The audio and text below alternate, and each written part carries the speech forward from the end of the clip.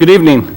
The Board of Trustees of Cypress-Fairbanks Independent School District is now convened in a Committee of the Whole meeting on Thursday, May 8, 2014, in the boardroom of the Cypress-Fairbanks Independent School District Instructional Support Center, 10,300 Jones Road, Houston, Texas, at 6 p.m. for the purpose of reviewing that portion of the May 12, 2014 School Board agenda designated as action items and to hear designated reports and recognitions posted in the meeting notice as required by Texas law. No action will be taken at this meeting. I want to welcome the members of our audience and our television members to this meeting of the Board of Trustees. As the Cypress-Fairbanks Board of Trustees, we're here to set goals, listen to reports, approve budgets, contracts, personnel appointments, and make policy for the district. It is not the role of the board to make day-to-day operational decisions. The management and day-to-day operations of the district are the responsibility of the superintendent. We have policies and procedures in place to resolve concerns and issues. This is a public meeting of the Board of Trustees, not a meeting of the public. Prior to this meeting, board members received information related to items on tonight's agenda. Agenda items will not necessarily be handled in the order listed on the notice. The meeting is open to all who wish to attend and hear the matters discussed. During the course of this meeting, the board may determine that a closed session is necessary. In that event, the board will meet in closed session to consider matters duly posted for this meeting as permitted by Section 551.071 to 551.084, inclusive of the Texas Government Code. These proceedings are airing live on CFTV Channel 16 and CFTV online on the district website. They will also be rebroadcast throughout the month on Channel 16 and available as video on demand on the website. For the tape to adequately reflect the proceedings, I respectfully ask that you please refrain from talking while others are speaking and that cell phones are turned off or in silent mode. Thank you for taking the time to join us this evening and for your interest in the Cypress-Fairbanks Independent School District. Before we get on with some stuff, I need to recognize our I guess we're a lone camera guy tonight, Christian Soto from Cy Springs High School, but he's representing them very well. And the AVP advisor is Carlton Thompson. And then I also want to recognize in our audience from our CLC is Craig Sharp. Craig, if you want to stand up. There you go, Craig. The following report will be heard during the regular meeting on Monday, May 12th. We're going to get a report on the demographic update completed by population and survey analysis. The board will now review and discuss the following action items. Agenda item 6A, the board will consider awarding bids and contracts and or authorizing purchase orders as recommended in the posted agenda item.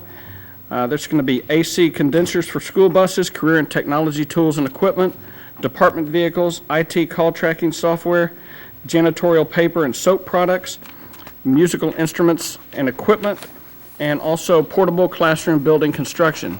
Are there any questions from board members on that item? Agenda item 6B, the board will consider approving the advanced courses for 2014-2015. Any questions from board members?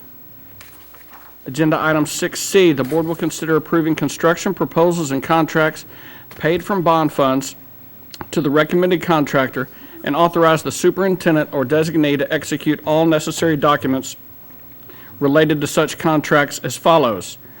High School number 11 and Sadie Woodard Elementary School number 54. Any questions from board members? Mr. Jackson. Roy, you know me, I don't like it when the bids are too close, and I don't like it when the bids are too far apart. In this case, the bids, there's a big difference. The high bid is 54% higher than the low bid. So the question I have for you, and it's no different than what I've asked in the past, so I'm sure I know the answer. I don't think it'll change. Do we have concerns and do we have safeguards that for this lower bid that they won't bring in substandard materials or approaches which will justify the much lower bid? We do not have concerns with that, Mr. Jackson. The low proposal price that we have is very consistent with what we were projecting the cost for this portion of the work. We do know that the second bidder, when he was leaving the bid room, he thought he was going to be the only bidder, so I think he may have upped his price quite a bit, thinking he was the only guy. Yes, we are concerned that we only had two bidders. The market has changed drastically as we all drive around the city of Houston and seeing all the tower cranes everywhere. It's significant construction everywhere, and so we're probably going to see this as a more consistent trend, having less bidders on our projects, as a lot of people are going after the big, large projects with the commercial work out there in the city. But we're comfortable with the price, and with our quality control mechanisms we do from our standards, working with architects and my team on the facility side, we will watch the job closely to make sure there's no substituted materials or anything, but this is consistent with what our projected costs were. Thank you. Any other questions? Hey, we've got a couple of students in the audience. Are you guys here for scouts or anything? Are you? What scout troop are you with? Troop 1944 is in the house. Give me a little TV time over there, would you? Yeah. There they are.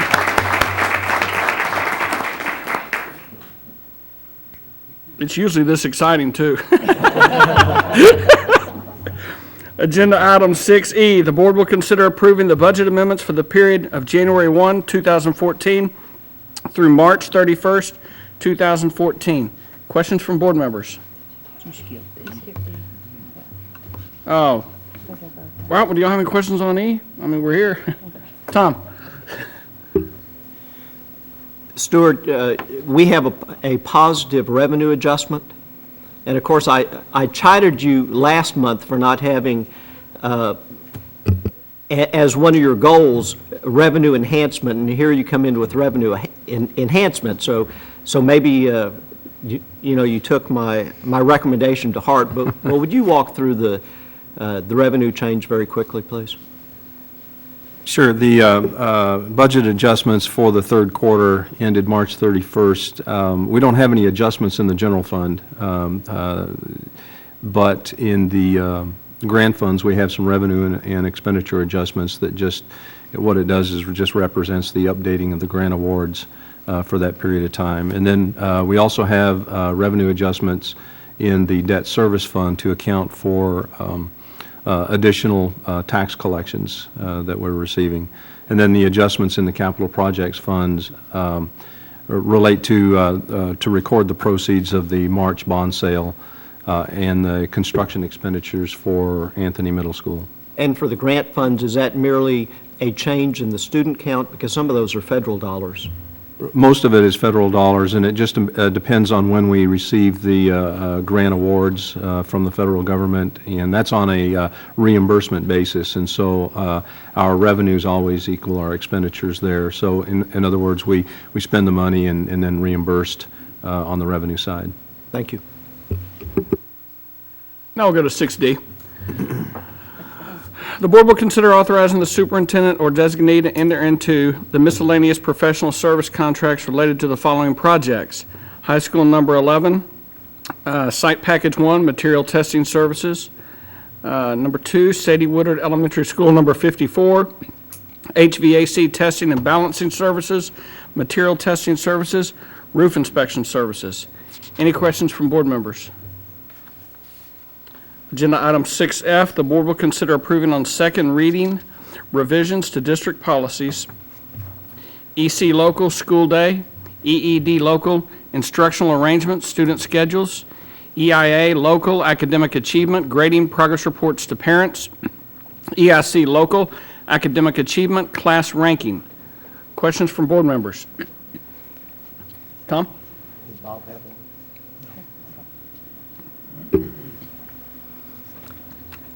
I have a very oddly worded question, and I guess, Mary, this goes to you. To satisfy council that we can only talk about things that are on the agenda, I'm saying that this relates to the section that talks about UIL requirements and students being permitted to drop down from a K-level class to an on-level class. But in reality, as long as our attorney will let me say it, what I'm really asking is, we brought up last month that we've had a change in our level policy, which I think is positive, but I would like you to briefly explain what that change is and why we did it. Mr. Jackson, these adjustments to these board policies are actually in response to House Bill 5 changes to eliminate some of the cumulative score, class rank implications of EOCs with regard to class rank and such. So we're aligning these local policies with the revised changes in House Bill 5 in regard to EOCs and how they impact students' grades. I think that the agenda item that was the one about approving the advanced course list was actually B, but you are correct. UIL provides an option for a student to, upon failing a particular course on this list that you're going to approve tonight, I hope, may continue to participate in UIL activities in spite of the failing grade, because the student has stretched beyond the standard expectation and stretched themselves in rigor, et cetera. So that might be the reason that they were not successful. And yes, we did some adjustments several years back, 5 or 6 years back, where we lowered the entry score, the entry grade, to a 75 for a student earning a 75 yearly average in an on-level class to then have access to an advanced K-level or level 1 in middle school, AP, et cetera. We found, as we reflected on that particular change in practice, that the students that were coming into those advanced classes with a 75 were in fact not faring well. They were making D's and F's in those advanced honors level classes, and so they were in fact not learning the basic core content of those courses. So it wasn't supporting the students at all. So what we did, this is the second, we're moving into the second school year, next school year, this is the first one, was we redid that entry criteria, and in fact students have to earn an 85, which is a mid-range B or better in their on-level coursework in order to earn entry into the honors level or advanced coursework. We're finding that that's serving our students better. That's a little bit of a different, we went from a 90 to get in, an A, to a 75. That was too low.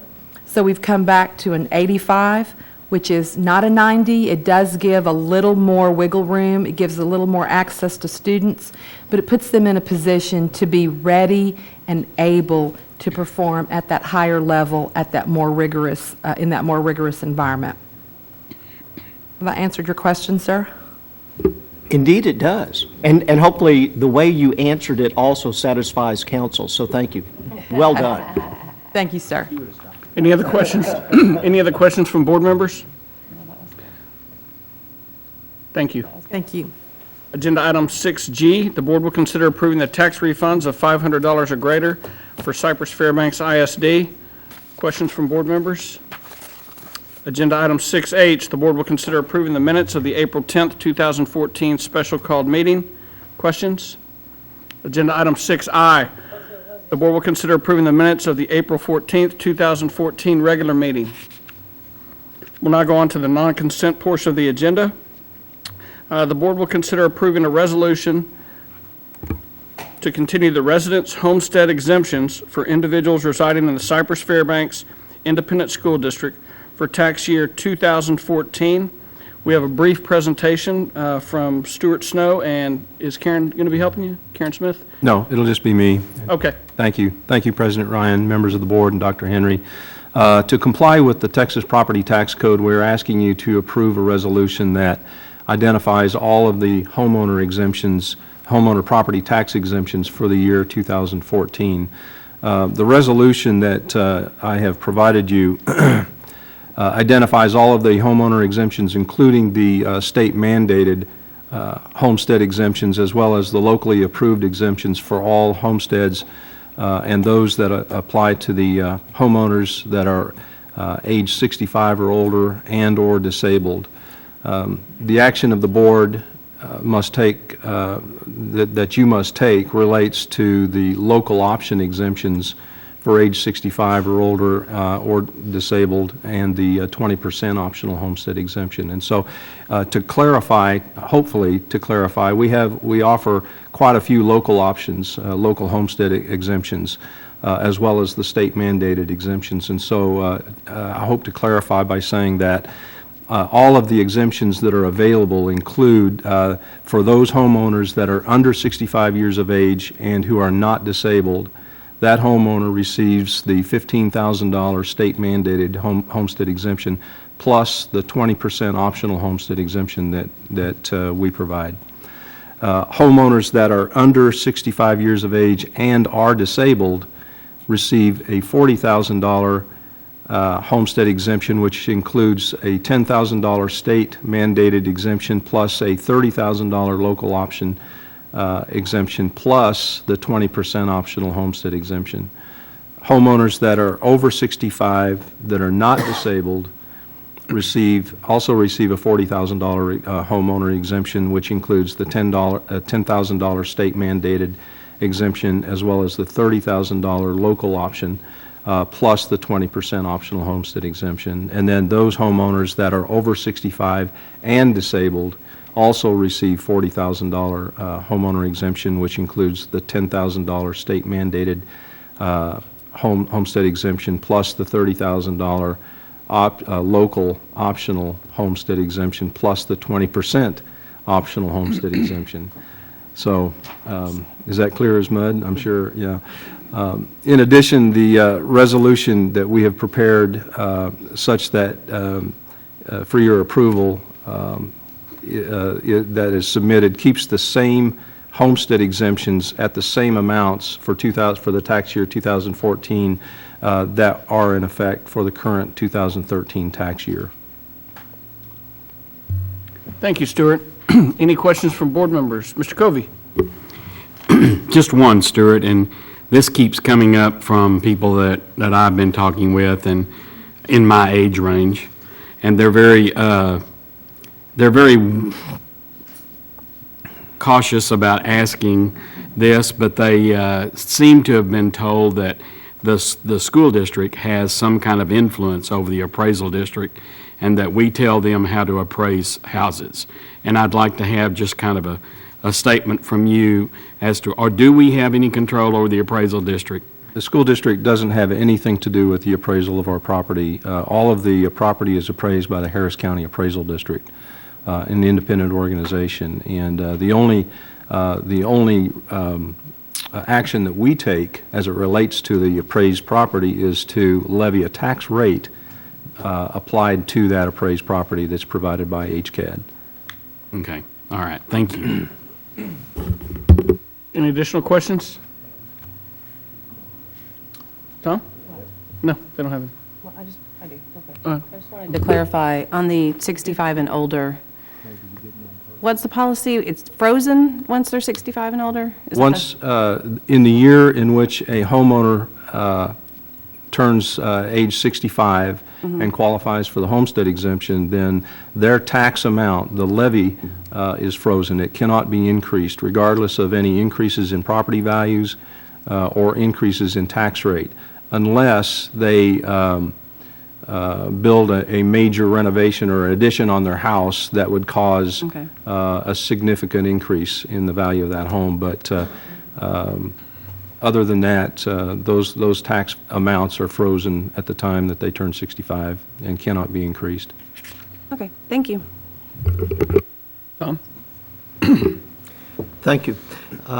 Stuart, if you would, what is the dollar amount of revenue for each of the local option exemptions that we're being asked to grant? I You would be foregoing. I have that here. The local optional homestead exemption of 20%, the loss of taxable value is $3.6 billion. which translates to a revenue loss of $52 million annually. The local over 65 homestead exemption is a taxable value loss of $1.4 billion, resulting in a revenue loss of $21 million annually. And then the local disabled homestead exemption results in a taxable value loss of $44 million and a tax revenue loss of $650,000 annually. So that's a total, those three exemptions alone total a taxable value loss of $5.1 billion with a total revenue loss of tax collections of $73.5 million annually.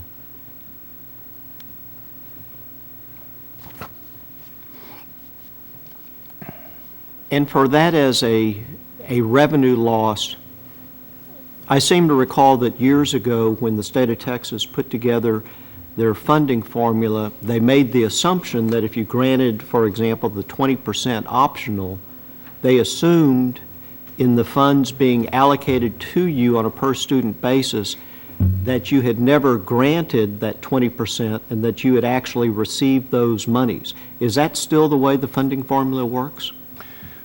Well, if we were a target revenue district, which at one time we were, the state revenue formulas would assume that we would receive those tax collections, whether we did or not, and that was a part of the formulas back in 2007. Thank you. Any additional questions from board members? Thank you, Stuart. Do we want to put that, does the board want to put that on consent, or do you want to vote on it Monday? I'd rather vote on it separately. Okay, that's why I asked. Let me make just one clarification. Each year I bring this item for your approval in connection with the board budget adoption, and since we're doing that on Monday night, we're making a presentation on the budget adoption. I felt that it was necessary to bring this item during the May Okay. meeting. And that's going to be Normally it 7C, would've- right? Pardon? That's going to be 7C on our Correct. agenda? Right. Normally it That would Monday come night. in June. Okay. Yeah. Okay. Agenda item 7B, the board will consider approving on first reading revisions to district policies, BP local administrative regulations, CFEA local payroll procedures, salary deductions and reductions. Questions from board members? Can we put this on consent? Thank you. Donna? 7C, the board will consider the adoption of the 2014-2015 budget. That'll be Monday night. Correct. 7D, the board will consider approving the superintendent's contract recommendations for school year 2014-15 of administrators, non-teaching professionals, paraprofessionals, and teachers to issue probationary, term, and annual contracts. Any questions from board members? 7E, the board will consider approving the granting of a 4.211 acre tract for an access easement to Harris County Municipal Utility District Number 105, located on West Green Boulevard, multi-school site, and authorize the superintendent or designee to negotiate the final terms and execute all related documents. Any questions from board members? 7F, the board will consider approving the granting of a 1.6414 acre tract for a sanitary control easement to Harris County Municipal Utility District Number 105, located on West Green Boulevard multi-school site, and authorize the superintendent or designee to negotiate the final terms and execute all related documents. Questions? 7G, the board will consider approving the granting of a 1.061 acre tract for a waterline easement to Harris County Municipal Utility District Number 105, located on West Green Boulevard multi-school site, and authorize the superintendent or designee to negotiate the final terms and execute all related documents. Questions? Mr. Ryan? Yes. I do need to point out the acreage that's listed in this posted agenda item is actually increasing, and I will produce a new cover sheet with revised wording for Monday night for you. I just wanted to point it out, it's going to be increasing to 2.056 acres. Is that on G? Yes, sir. Yeah, can we put all this on consent? Does anybody have any? Yeah, so just make sure it's on that, because we're going to go We'll consent. give it to Donna and make sure it gets to you. Awesome. Thank you. Thank you. Agenda item 7H, the board will consider approving the granting of a 0.0207 acre tract for a water meter easement to Harris County Municipal Utility District Number 105, located on West Green Boulevard, multi-school site, and authorize the superintendent or designee to negotiate the final terms and execute all related documents. Any questions? We can put that on consent as well? So you got that, Donna? We're going D through H on consent. Okay, just make sure. If the board goes into closed session for items I and J, you told me to read that. She's telling me to skip ahead. I'm skipping. We do need to go into closed session for those two items. We do? Yeah. Okay, okay. Let's see. Oh, no. It's me, who cares? Agenda item 7I, the board will consider approving the superintendent's recommendation to give notice to Ferdinand Mark that it is proposed that his employment with the district under a probationary contract be discharged. It is further recommended that the president of the board notify the teacher of the proposed action to discharge his employment pursuant 21.103 of the Texas Education Code. This will be discussed in closed session, as will agenda item 7J. The board will consider the proposed action to declare a surplus approximately 7 acres of land as part of the maintenance center tract located on Winfern Road near the Perry Road intersection. And then we're also going to have the superintendent's briefing portion of the agenda will be presented Monday evening. So right now I need a motion to go into closed session.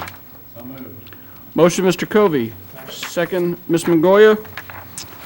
All those in favor, please signify. It's unanimous. The board will now adjourn to closed session under Texas Government Code Open Meetings Act, Sections 551.071, 551.072, 551.073, 551.074, 551.076, 551.082, 551.083, and 551.084 for the purposes stated in the posting of this meeting. If the board determines that any final action, final vote, or decision on any matter considered in the closed session is required, such final vote, action, or decision shall be taken upon the reconvening of this meeting in open session or at a subsequent meeting of the board in open session after proper notice has been posted. We don't have anything else on the agenda tonight, so we'll have to come back out and reconvene, but we're not going to be doing anything. So you're welcome to stay and watch us not do anything. But so y'all have a great night. Thank you guys for coming tonight. Hey, Scout guys, do you have stuff that we got to sign or anything? You good? Thanks for showing up. All right. Oh yeah, Monday night our board meeting is at the Berry Center, and we have a lot of student recognition, so it should be a really good night. Good. Is it? Yeah, Christine will be. Okay.